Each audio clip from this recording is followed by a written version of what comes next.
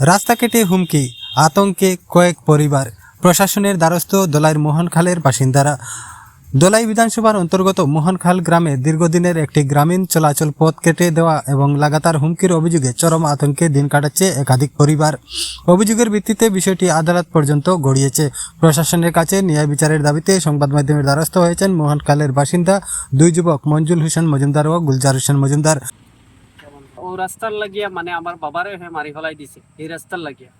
প্রাপ্ত তথ্য অনুযায়ী মোহনখাল গ্রামের একটি সাধারণ গ্রামীণ পথ দীর্ঘদিন ধরে এলাকাবাসীর চলাচলের একমাত্র মাধ্যম। অভিযোগ, স্থানীয় এক ব্যক্তি ওই রাস্তা জবরদখল করে কেটে দেন, যার ফলে অভিযোগকারীদের পরিবারের যাতায়াত কার্যত বন্ধ হয়ে যায়। শুধু তাই নয়, রাস্তা ব্যবহার করতে গেলে সংশ্লিষ্ট ব্যক্তি ও তার পরিবারের তরফে হুমকি, গালিগালাজ ও ভয়ভীতি প্রদর্শনের ঘটনাও ঘটেছে বলে অভিযোগ। বাড়িতলে দিয়ে এখন আমরা রাইত খালাইতে সময় এখন আমরা ভয় লাগে। এই ঘটনাকে কেন্দ্র করে পরিস্থিতি এতটাই উত্তপ্ত হয়ে উঠে যে বিষয়টি নিয়ে কাছাড় জেলার শিলচরের অতিরিক্ত জেলা ম্যাজিস্ট্রেটের আদালতে একটি মামলা দায়ের করা হয়। আদালতে দাখিল করা নথি অনুযায়ী ফৌজদারি কার্যবিধির 133 ধারায় মামলা গ্রহণ করা হয়েছে।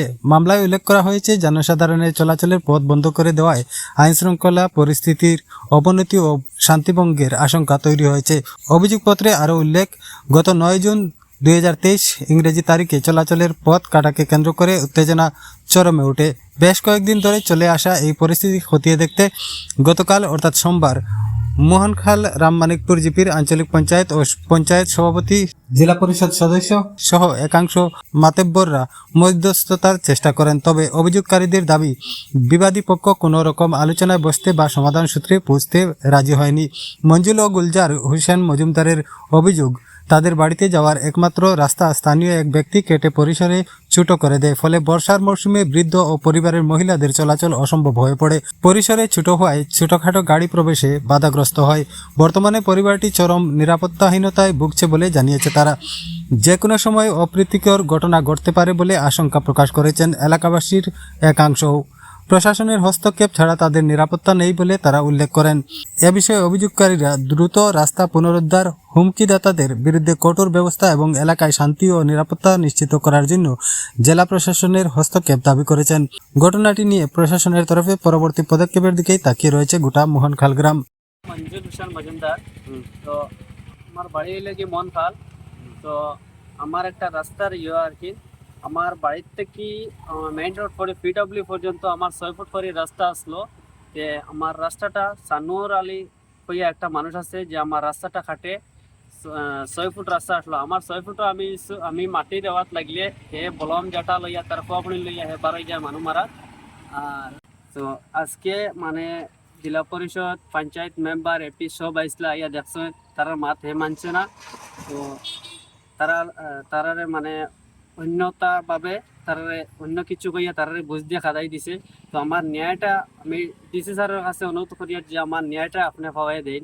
আর যে সময় মার্ডার করছিল এই সময় মানে কম্প্রোমাইজে গেছে জিনিসটা, যাওয়ার পরে বিচারিয়ে ফুড়াইছেন, ফুড়ানোর বাড়ি একটা রাস্তার কাগজ লেখা হয়েছিল। রাস্তাটার কাগজ লেখার পরে একটা মোল্লা আছে, সিন্দ্রির মোল্লা একটা কাগজটা লইয়া গেছে।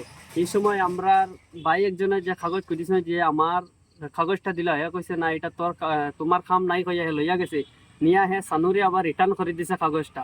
রিটার্ন করার বাদে হেয়া কাগজটা দে না। এখন হে কয় যে তার কাছে কাগজ নাই। এখন আমরা মানে সবার কাছে অনুরোধ চাই আর যে আমরা রাস্তাটা ন্যায় হয়ে দেয়, সবার কাছে আমি অনুরোধ জানাই। বলম জাটা লইয়া পার হয়ে যায় যে আমার 6 ফুট হে মাটি দিবার দেয় না। হে কয় এটা তার, হে দিনে দিনে খাটিয়া এটা তার বাড়ির প্রপার্টি, তার মানে জমিনের প্রপার্টি হে হারাই দিছে অলরেডি।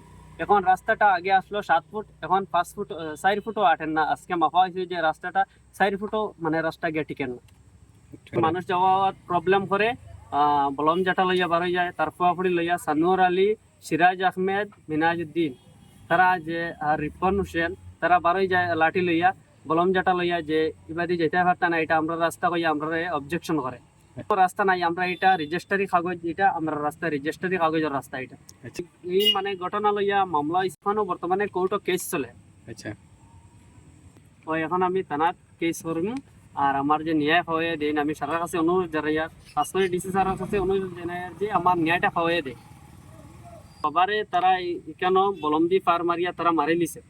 সব মানে গাঁও দেশের মানুষের সবে মানে সাক্ষী দিবা যে আমার বাবারে মারছে বলিয়া তার আজ থেকে 10 বছর হয়ে যাব যে আমার বাবারে মারছে ও রাস্তার লাগি এখনো রাস্তা মানে কম্প্রোমাইজ হয়ে গিয়াও এখনো হে রাস্তাটা মানে খাটিয়ে খাটিয়া তখন আমরা খুদায় দমকায় আর হে কলম জাটা লইয়া বাড়াই গে মানুষ মানে মারা বর্তমানে আমার চলাফেরা অসুবিধা হওয়ার আমার ফ্যামিলি লইয়া বারোনি অসুবিধা হওয়ার মানে রাইট খাল ইবা দিয়াও আমার ডর লাগে যে হে কুম্বালা মানে মারি দিতে পারে ওটাও আমার ডর লাগে এখন মানে বর্তমানে আমি বাড়াইতে অসুবিধা হওয়ার রাইট খাল আমার ফ্যামিলি নিয়ে বাড়াইতে অসুবিধা হওয়ার হে মানে কুম্বালা বলন্দি জাটা দিয়ে হে মারি দিতে পারে ওটাও আমরা ডর করে তার মানে বাড়ি তলে দিয়ে আমরা যে রাস্তাটা তার বাড়ি তলে দিয়ে গেছে তার আজকে এই যে ঘটনা যেটা যে মানে হে যে ঘটনা করছে এটা মানে হে কইছি একটা মার্ডার করছে আর এখন আর একটা করবো সব ভর্তি এই যে ঘটনা মানে কেস ফুটাইছেন যেজন এইজনের নাম হইল গিয়া মজিরুদ্দিন মজুমদার তার বাড়ি হইল গিয়া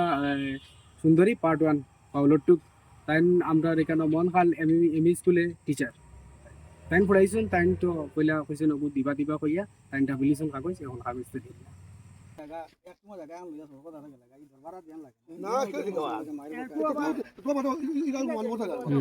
আরে ভাই বেটার কইলাম আমি তুমি খার রাস্তা পাইছি তেমন তো যাওয়া ওই আমার ভাই মাইলা আর একটু আমি আমার জামা জায়গা জমিন ফেলে ইতাঙ্গানি এটা খানোর আই নাইছি